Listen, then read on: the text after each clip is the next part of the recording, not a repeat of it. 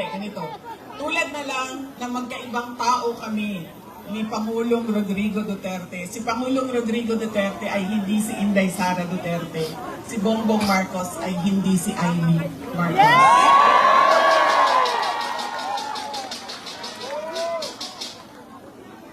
Ito, hindi na ako nagpaalam sa'yo. Sasabihin ko na, sige maning.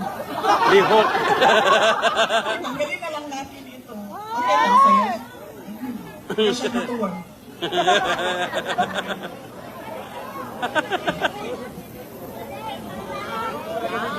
Ganyan na lang.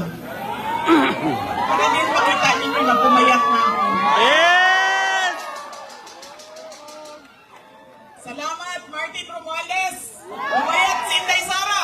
Yes!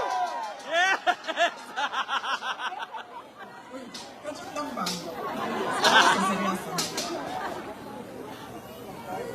Mahal ko kayo, ma'am. Ito, hindi na ako nagpaalam kay Senator Amy, ha? Kasi hindi ko naman alam na nandito siya. Noong October 2023, pumunta ako sa kanya. Sabi ko sa kanya, pwede mo ba akong tulungan? Kailangan ko kausapin ang Pangulo. Kasi nakikita ko sa mga plano nila at nabasa ko sa mga plano nila, meron silang ipa-file na impeachment na kaso. So sinamahan niya ako. Ito yung araw bago umalis si dating Pangulong, si Pangulong Bongbong Marcos.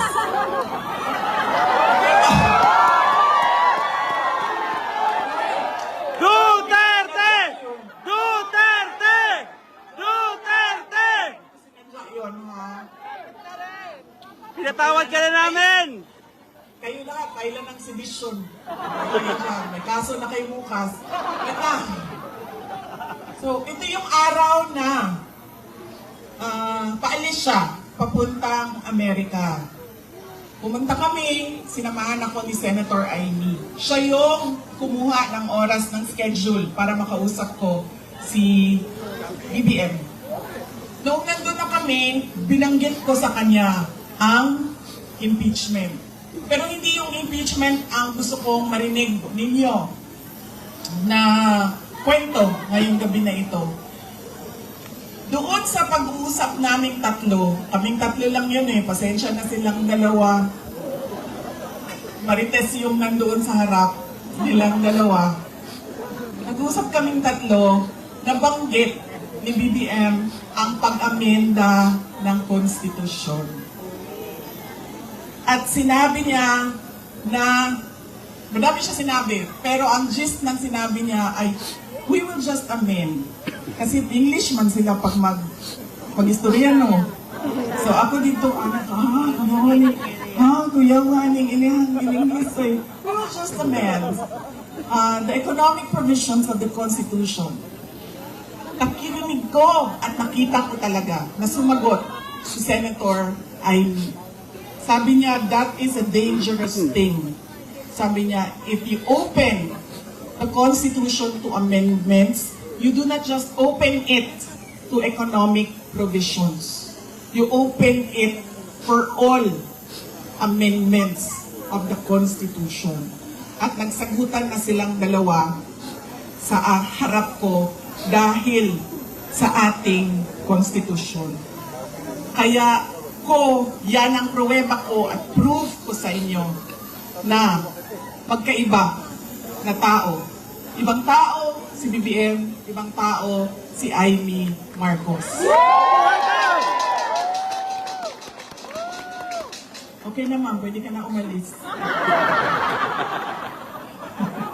Wait lang, sandali. Iboto niyo ba si Amy Marcos? Okay naman, pwede ka na lumipat sa QC. Good na dito. Kalimutan ko na yung sasabihin ko. Tatlong paalala. Hindi natin tinitingnan kung ano ba yung mga pangako niya noon. Tumakbo siya noon. May pangako siya. Binigay ba niya? Diba? 20 pesos ang kilo ng bigas. Tapos ngayon, okay na daw. After 3 years, 3 taon ng campaign promise o pangako sa eleksyon, ibibigay ngayon. Pero ibibigay lang Sa Cebu. Visayas. Para bang hindi kayo nagugutom dito sa syudad ng Maynila. At parang hindi nagkukulang ang pera ninyo pambili ng pagkain. Kaya dapat tinitingnan natin. Sumayaw, oo. Kumanta, oo. Bakit hindi? Pero tinitingnan natin. Ano ba ang pangako? Binigay ba o hindi? Bakit hindi binigay ang pangako? Dahil nagsinungaling? O dahil hindi talaga maibigay? Hindi ba ibigay? Pa? Wala Yan ibibigay! yung unang. Wala ibibigay! Andun si Amy. Lagi na lang bangan. Sorry na. Talaga ba ibigay? Wala ibibigay! Nagbubudol. I'm sorry. Budol, budol! Sabi ko, Wala hindi na. ibibigay!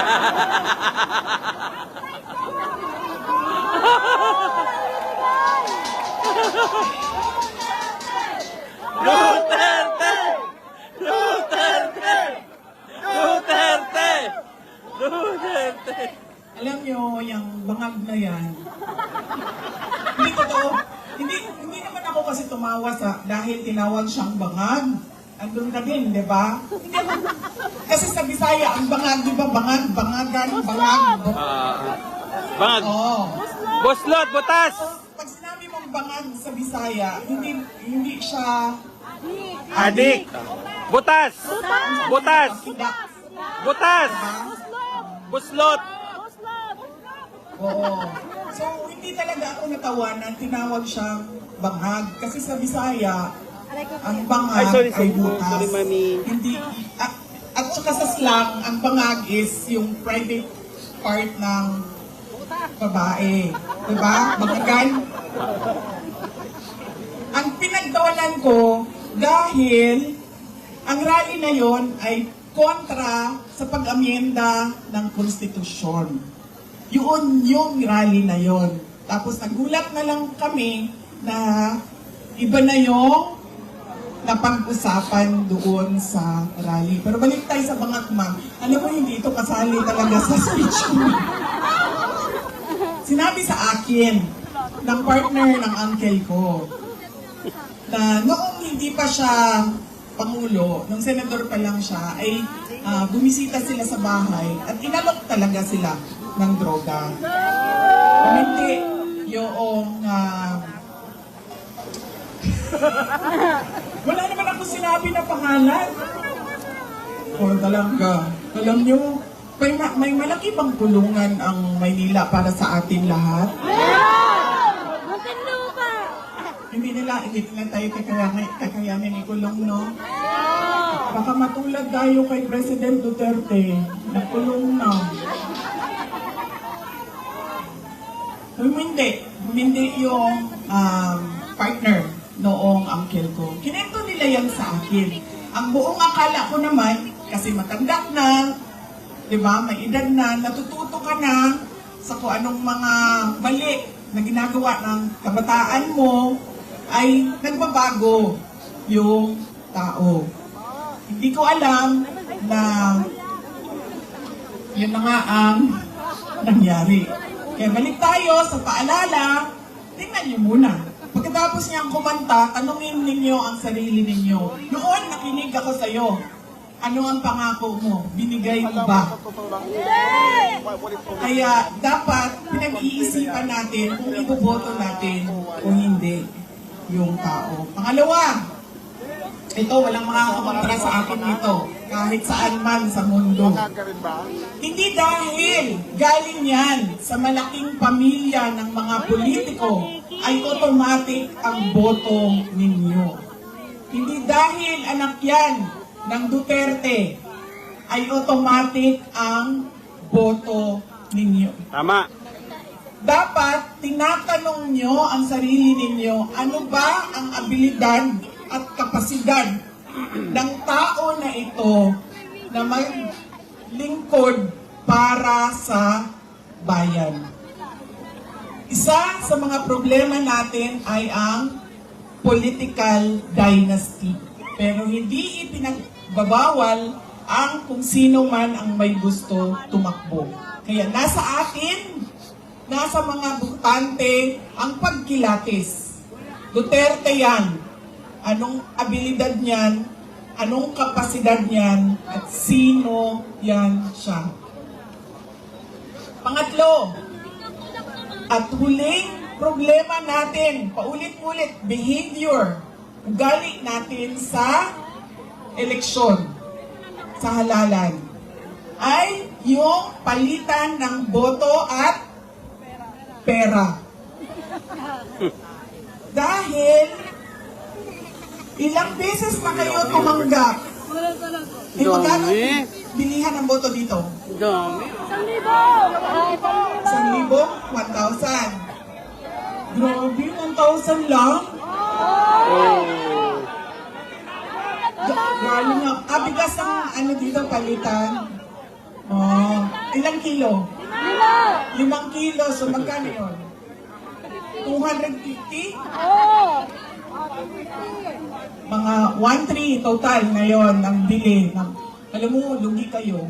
Taasan na yung presyo ninyo. Kasi galing ako doon sa Bacolod kahapon. Tinatanong ko, magkano bili ng boto dito?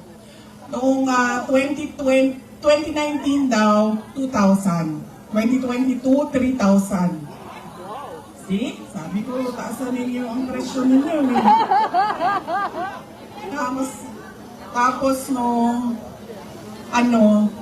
ito daw, itong eleksyon na ito, 2,000 to 3,000. Sabi ko, hindi niyo pa alam kung magkano kasi wala pa namang bilihan.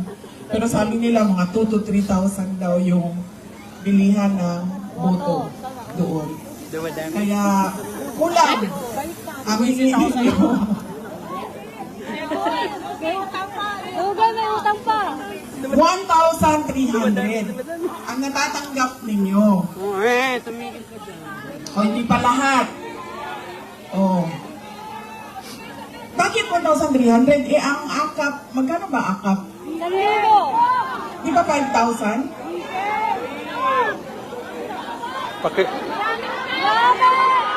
Hello sa mga viewers. Paki-share po yung live natin. Paki-share para mas makarami yung makakarinig doon sa sinasabi, update ni Vice President Sara Duterte. One for me, one for you, one for me. Paki-share po yung live natin.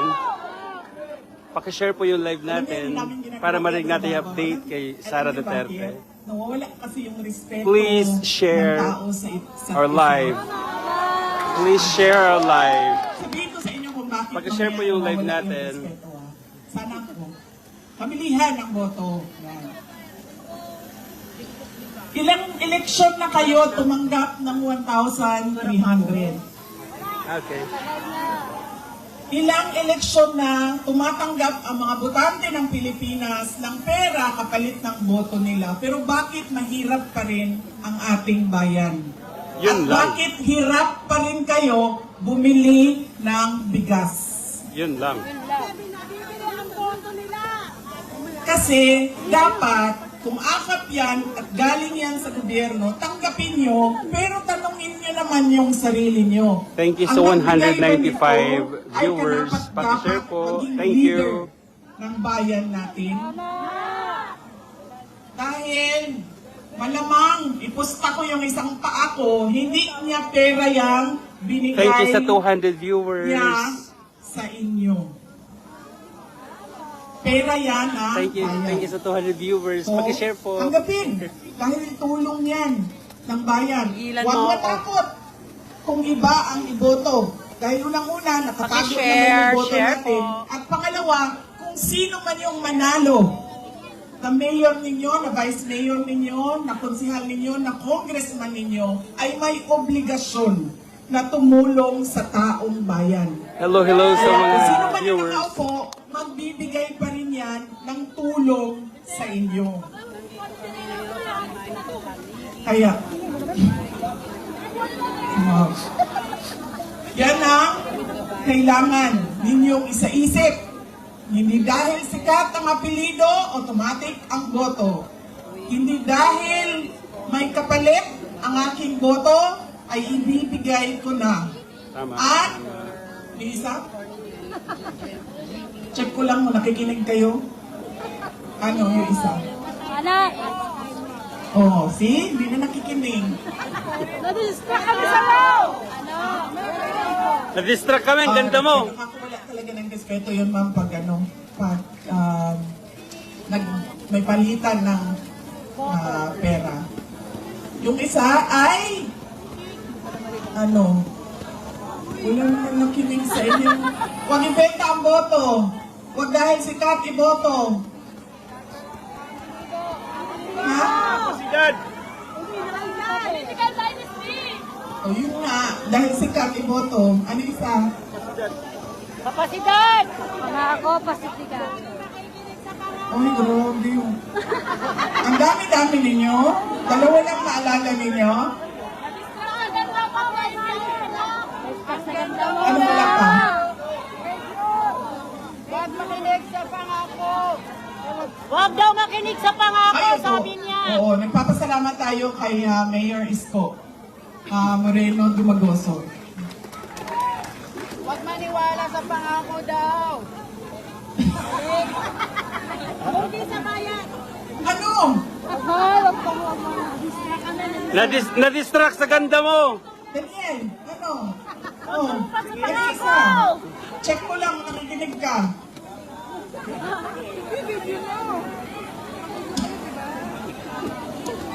Tumupad sa Hindi, pangako. hindi ito totoo na kilay ko ha, drawing lang ito.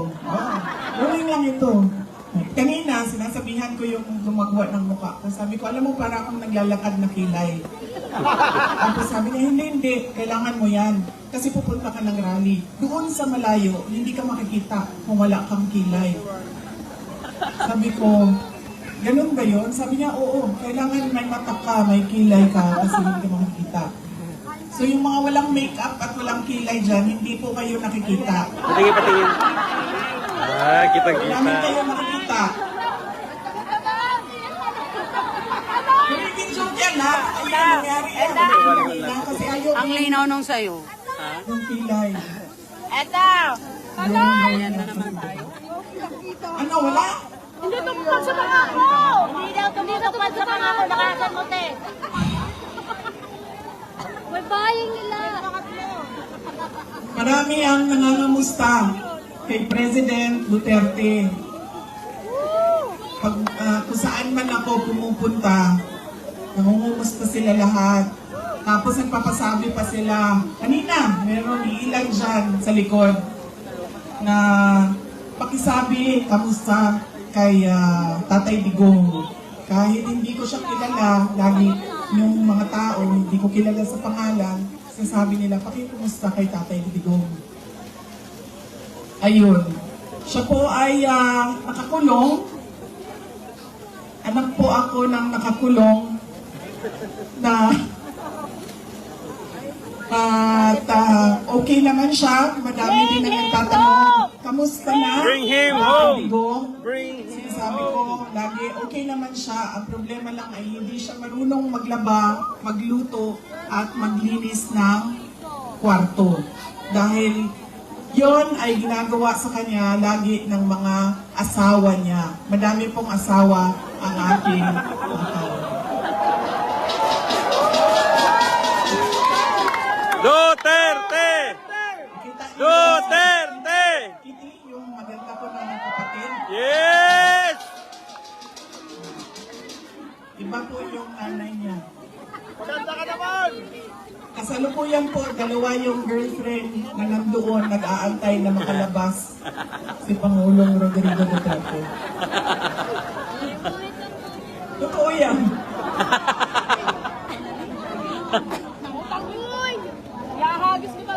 Oh ma'am, hindi daw nila kinidnap yung hindi daw nila kinidnap si Pangulong Rodrigo Duterte. Hindi daw kidnap ang tawag doon. Sige, okay na lang. Hindi na kidnap ang tawag doon. Ang tawag doon, ninakaw nyo sa amin. Ninakaw nyo sa amin. Bring him home! Rodrigo Duterte. dahil siya ay propriedad o property ng syudad ng Davao. Dahil siya ay magiging mayor namin doon at kinuha ninyo siya at ninakaw ninyo dito. Pwede na ba yun, ma'am? Hindi daw kidnapping yan eh. Nakawan na lang. Ninakaw ninyo sa amin. Sa mga nangangamusta, ay meron kaming maliit na video presentation sa inyo. Sigurado ka ba, ma'am, na hindi ka aalis? Kaya ako nakakalimot sa mga sasabihin ko eh, kasi nalilito ka, ma'am. Ma'am, ang advice ko lang talaga sa iyo sa panahon na ito at sa darating na mga araw ay magpalit ka na po ng apelido mo. Ay, sorry, Romualdez pala ang middle name mo.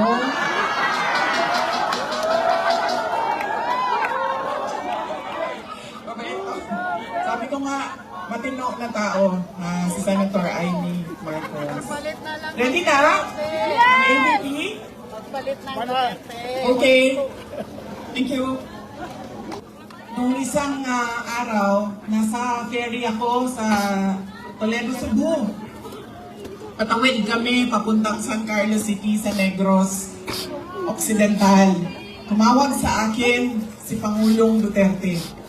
Sabi niya sa akin, idiretso ko na daw na sabihin sa inyong lahat na siya ay nakikiusap na iboto ang 10 kandidato ng Duterte. Diretso. Mamaya, ma'am, idagdag kita. Sandali lang.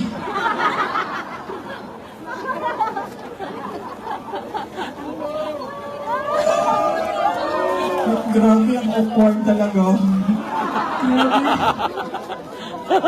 Hindi ikaw ang pinapahirapan ko ha. Ikaw ang nagpapahirap sa akin ngayong gabi na ito.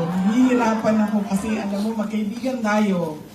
Alam ko kung gaano katino at gaano katalino mo. Kaya...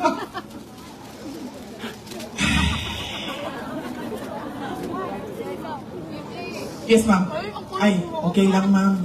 Thank you. Thank you. Na ano kasi ako, ma'am, na malunod gani. So, na. Malunod ako sa hangin, ma'am. Pag may hangin. Nahilo.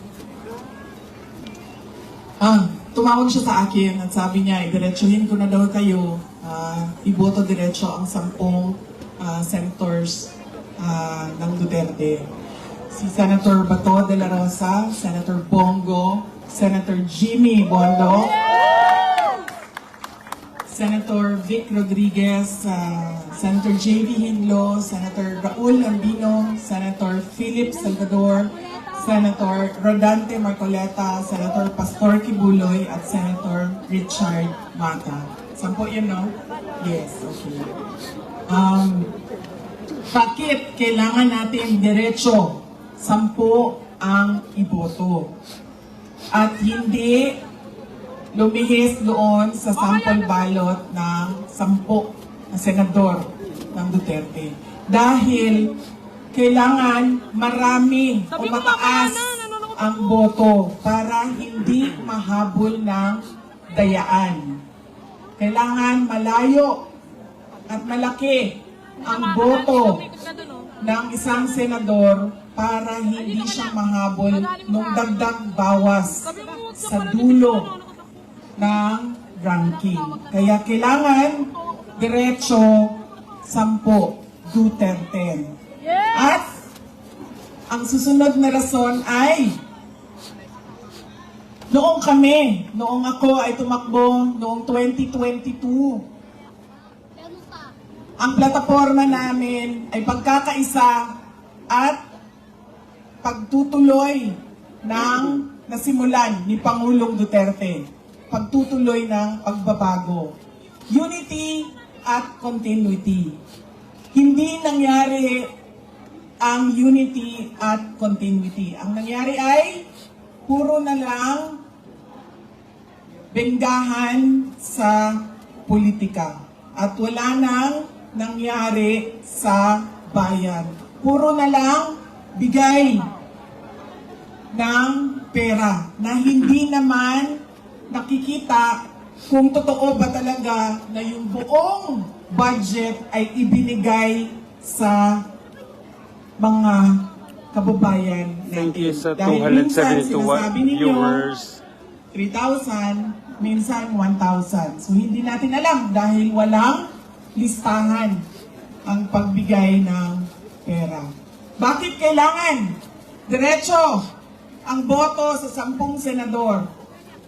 Mahirap habulin ang dayaan, kaya kailangan boto ninyo diretso. At kailangan ng continuity at unity dahil silang 10 ay naiintindihan nila kung ano ang pagtutuloy sa nasimulan ni Pangulong Rodrigo Duterte. Tayo ay may karapatan na bumoto ng 12 senador. 10 lang ang senador ng Duterte. Kaya nandito si Senator Amy Marcos na humihingi ng tulong ninyo para siya ay maibalik sa Senado at maituloy niya ang pag-imbestiga ng pagnanakaw kay dating Pangulong Rodrigo Duterte. At pangako niya ay tutulong din siya sa pagransam o pagkuha balik at ibalik dito sa ating bayan si Pangulong Rodrigo Duterte. Huwag ka mag-alala, ako naman nangako niyan, hindi ikaw. So kung hindi siya mabalik, hindi mo kasalanan. Pero nagsabi siya, tutulong siya. Dahil naiintindihan niya na mali ang ginawa at naiintindihan niya na walang direksyon ang ating gobyerno sa ngayon. Kaya, andito siya para sa inyong lahat at para iboto ninyo balik sa Senado. Senator Amy Marcos.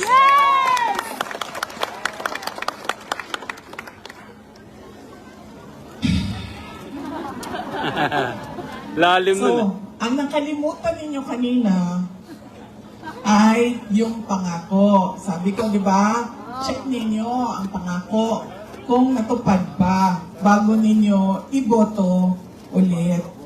Yan yung ang pag-check niyan ba, parang ano, yung politiko ba, parang Thank you. boyfriend yan ba? Diba? Pa-share Ang po, lalaki, pa-share yung kapag live natin. naliligaw, Thank you. ibibigay sa isasabihin sa iyo ang lahat. Ibibigay sa iyo ang lahat. Sasabihan ka, ano sasabihin, ma'am? Hindi kita iiwan. Ano pa? Mahal kita. Ano pa? Mahal kita sa babayaan. Magpakailanman. Ikaw lang mag-isa. Habang buhay! Habang buhay. Hindi kita papaiyakin. Pero anong ginawa nila sa inyo? Pinayak kami! Pinaiyak, iniwan, Pinabayaan! sinaktan. Pinaasa! Ganyan. Ganyan ang isipin ninyo, pagpili ninyo ng mga kandidato ngayon.